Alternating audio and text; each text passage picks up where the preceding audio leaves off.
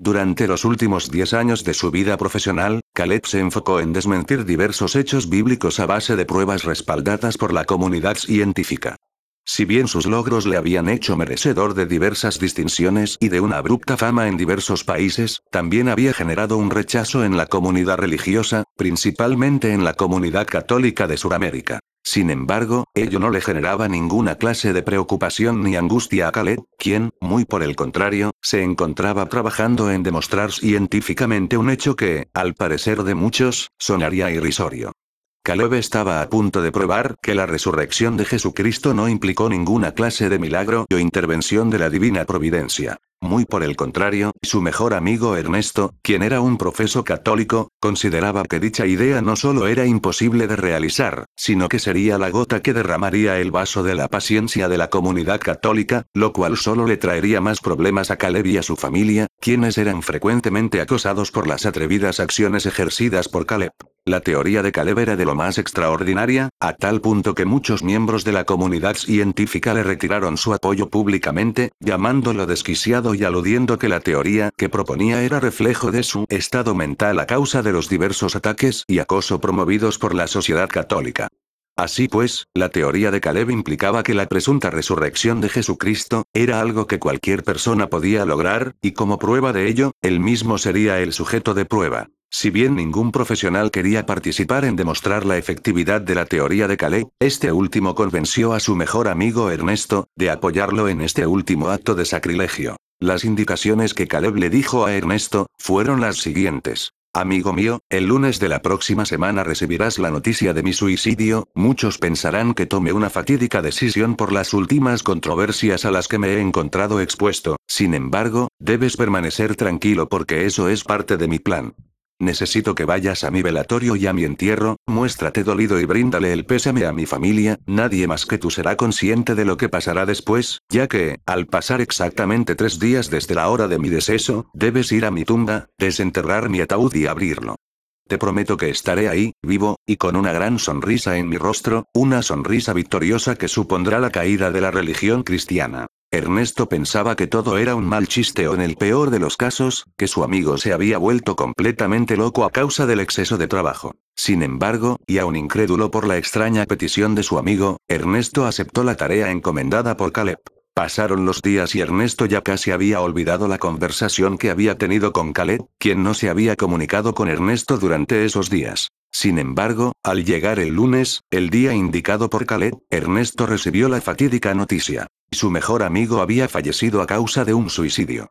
Y precisamente, como consecuencia de haberse colgado en su habitación hasta morir asfixiado. Ernesto pensaba que todo se trataba de una broma muy bien elaborada, hasta el último minuto antes de ver el cadáver de su mejor amigo acostado en el féretro, durante su velatorio. Efectivamente el cadáver frente a él, se trataba de Caleb, no había forma de no reconocer a aquella persona con la cual había forjado una amistad desde la niñez. Ernesto procedió a ofrecerle el pésame a la esposa e hijos de Caleb, sentándose inmediatamente en el lugar más alejado de la multitud de familiares consternados por la abrupta situación. Entonces recordó la promesa que le había hecho a Caleb. Al pasar 3 días, debería visitar la tumba de su amigo y desenterrarlo. Ernesto sentía que el rosario que cargaba en su cuello, lo ahorcaba de tan solo pensar siquiera en la posibilidad de que Caleb estuviera vivo. Ernesto pensaba, ¿y si no visito la tumba de Caleb al tercer día? ¿Y si me percato de que está vivo, pero no lo desentierro?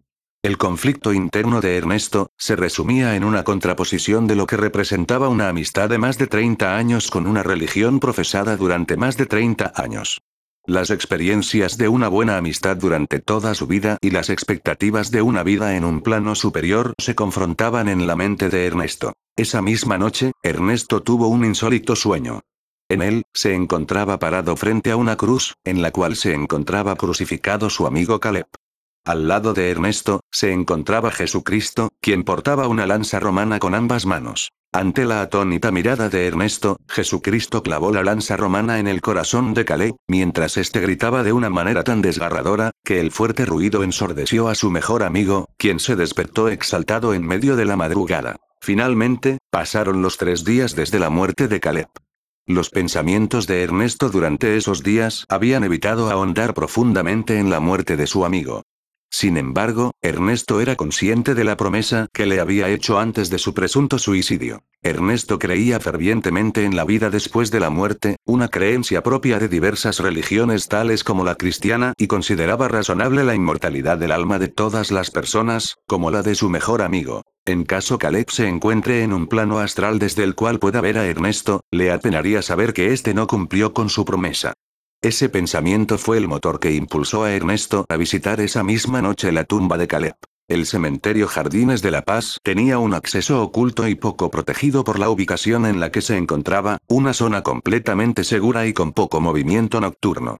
Si bien tenían guardias de seguridad, estos por lo general no prestaban la atención debida dado que los ingresos no permitidos a dicho cementerio habían sido casi inexistentes. Gracias a eso, Ernesto pudo ingresar con gran facilidad al cementerio y llegar a la tumba de Caleb sin ser visto. La tumba en mención, se encontraba aún llena de flores, adornos y cartas con expresiones de aprecio por parte de sus seres queridos.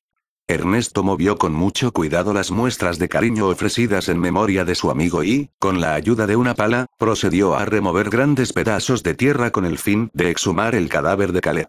Después de casi una hora de extraer grandes pedazos de tierra y sintiendo que sus brazos iban a romperse, Ernesto pudo vislumbrar el ataúd de Caleb. Fue grande la sorpresa de Ernesto, cuando empezó a escuchar ligeros golpes y gritos de auxilio que provenían del ataúd de Caleb.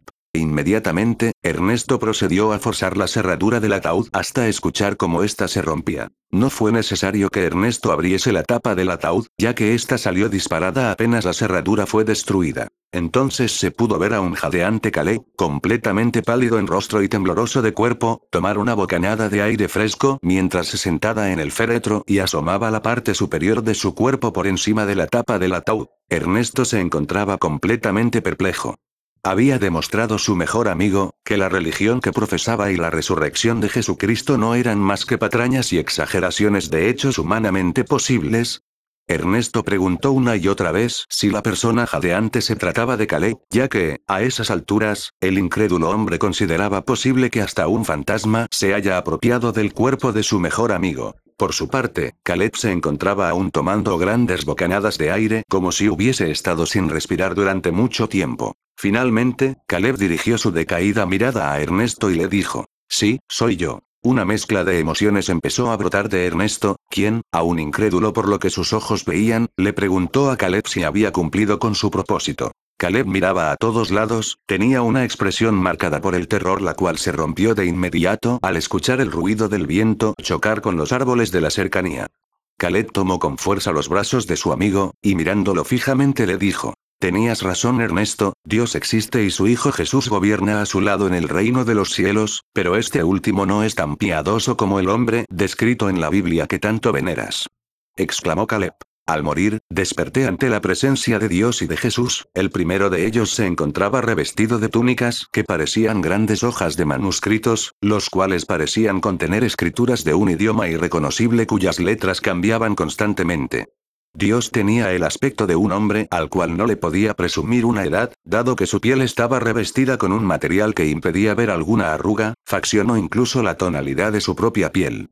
Por otro lado, su hijo Jesús, tenía el aspecto de un hombre de contextura gruesa, de unos 30 años aproximadamente, el cual estaba vestido con una armadura y una lanza, muy parecida a los que empleaban los soldados romanos en la Edad Antigua. Continuaba exclamando Caleb, mientras daba una pausa de un par de segundos para tomar aliento por la agitación en la que aún se encontraba. Ambos estaban parados al frente mío, en un salón ovalado, el cual desprendía luces por las paredes. Pude notar cómo atrás de ambos, había una especie de estatua completamente revestida en un material de color negro, muy brillante, con una altura aproximada de 2 metros, y la cual tenía la forma de una quimera. Cuando Dios me vio, me hizo una señal con la mano diciéndome que me acercara, y me leyó una serie de obligaciones que tenía que cumplir durante los siguientes 3 días, los cuales los pasaría en un monte que Dios describió como el Himalaya de los cielos, y las cuales debería cumplir a cabalidad bajo sanción de ser enviado al reino de Belial y Baal. Cuando le pregunté a Dios si iría al cielo en caso cumpla con las obligaciones encomendadas, me mencionó casi de manera automática que en el plano en el que nos encontrábamos no existía cielo ni infierno, sino tres reinos: el reino de los cielos, en el que nos encontrábamos en ese momento, el reino de Belial y Baal, y el reino de Asmodeo, y que la única condición que determinaba la estadía de los fallecidos en uno u otro reino, era la utilidad de dicho fallecido para el reino correspondiente. Dicho de otra forma, si no podía cumplir con las obligaciones que Dios me encomendó durante los 3 días, mi alma sería enviada al reino de Belial y Baal, en donde se determinaría si permanezco en dicho reino o si soy enviado al reino de Asmodeo. Ernesto escuchaba en silencio lo que Caleb le comentaba, con gran incredulidad y pensando que decirle a Caleb apenas terminase con su anécdota. Entonces Caleb continuó diciendo: amigo mío, esos 3 días fueron los más tormentosos de mi vida. El monte era un lugar completamente desolado, no podía verse ningún horizonte ni llanura alguna desde la altura en la que me encontraba, solo podía ver las nubes que cubrían el monte. Las tareas encomendadas por Dios eran simplemente inhumanas. Cada cierto tiempo, emergía de la tierra una flor de loto para verificar si estaba cumpliendo con las obligaciones encomendadas. Al percatarse de que no podía cumplir con las tareas asignadas, la flor me dijo que debía tomarlo más en serio. En ese momento le dije sin percatarme de la gravedad de mi situación, que me daría igual ser enviado a los otros reinos, tarde o temprano, uno de ellos tendría que aceptarme. La flor de loto guardó silencio y me dijo: ¿has escuchado hablar del infierno o tártaro? Porque el reino de Belial y Baal, y el reino de Asmodeo, son aún peores. Sí, esa maldita flor me dijo que en el reino de Belial y Baal, experimentaría en carne propia, de manera permanente y simultáneamente, todas las muertes de todos los seres vivos que ocurran durante cada segundo que pase en dicho reino, lo que se conocía como la muerte absoluta. También me comentó que en el reino de los cielos solo tendría que encargarme de separar los cuerpos de las almas de los fallecidos, y trasladarlos a las puertas de cada reino. Cuando le pregunté sobre el reino de Asmodeo, esa maldita flor me dijo que el sufrimiento era peor que el del reino de Belial y Baal, pero que no me podía decir exactamente de qué se trataba, ya que cada persona que termina en dicho reino lo experimenta de una forma diferente. Caleb tomó aire una vez más, y continuó con su relato. Dada la situación en la que me encontraba, me esforcé mucho en cumplir con las tareas encomendadas por Dios, las cuales cumplí con mucho esfuerzo y sin descanso alguno, hasta que llegó el tercer día y empezó a pasar el efecto de la medicina que había preparado, la cual me permitió fallecer solamente durante 3 días. Esa medicina era la clave para probar la no existencia de Jesús, pero finalmente dicha medicina me terminó por confirmar su existencia. Entonces, cuando mi cuerpo estaba empezando a desaparecer y la visión de la oscuridad de mi ataúd se superponía a la visión del monte en el que me encontraba, comenzaron a sonar diversas trompetas ocultas en las nubes, y pude ver a lo lejos cómo Jesucristo se acercaba en una carroza impulsada por 4 caballos. Ese hombre parecía estar furioso, y levantando la lanza que portaba en su mano derecha, la lanzó contra mí. Dado que mi cuerpo estaba tomando una forma etérea, la lanza me atravesó y desperté completamente agitado en el ataúd. Ernesto, sé que hice amargar a Jesús, sé que hice amargar a Dios, y sé que no pude completar sus encargos. No quiero volver, no quiero morir, no quiero ir al reino de Belial y Baal, no quiero ir al reino de Asmodeo. Ernesto nunca había visto tan asustado a Caleb, el cuerpo le temblaba con gran fuerza a pesar de que el clima y su temperatura estaban completamente templados. Entonces, Caleb extendió su mano hacia Ernesto, con el fin de ayudarlo a salir del ataúd. Ernesto tomó a su amigo por el brazo y lo jaló con fuerza hacia su dirección. Rápidamente, Caleb se agachó y tomó la pala con la cual su mejor amigo había desenterrado su ataúd y sosteniéndola firmemente mientras Ernesto se arrodillaba para procesar lo que su amigo le había contado, golpeó la cabeza de Ernesto con la punta de la herramienta, una y otra vez, hasta que se abrió una gran herida en la cabeza de Ernesto de la que brotó una gran cantidad de sangre mientras el cuerpo de dicho hombre convulsionaba al lado de la tumba de Caleb.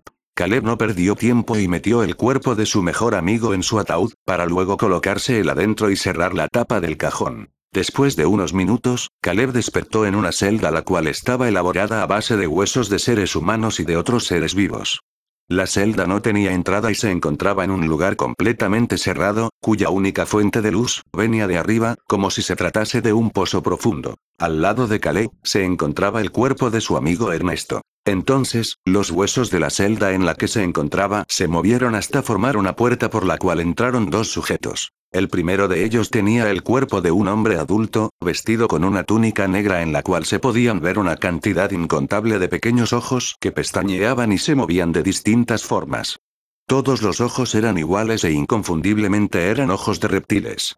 Asimismo, la cabeza del sujeto estaba cubierta de una máscara con rasgos burlones, muy parecida a una máscara fenicia que Caleb había visto en algún libro de historia mucho tiempo atrás. Encima de la máscara, el sujeto portaba una corona de 5 puntas. El segundo de los sujetos, era más pequeño de altura, pero llevaba un sombrero alargado de gran tamaño en cuya punta se encontraba incrustada una media luna. Dicho sujeto, llevaba una túnica larga y adornos parecidos a los que reviste la vestimenta papal. El primero de los sujetos se dirigió a Caleb y le dijo: «Bien hecho, Caleb, con esto has completado 9 de las 10 tareas asignadas para permanecer en nuestro reino, solo te queda una tarea pendiente y podrás permanecer aquí». El segundo sujeto fijó su mirada en Caleb y exclamó: «Para tu última tarea te dejaremos decidir nuevamente. En este caso las opciones son: tu hijo mayor o tu hija menor». Caleb se desplomó en el suelo, sollozando de impotencia y pidiéndole clemencia a los dos sujetos. El sujeto más alto, le dijo a Caleb con una voz calmada: «Decide ahora, Caleb, o de lo contrario, serás devuelto al reino de Asmodeo».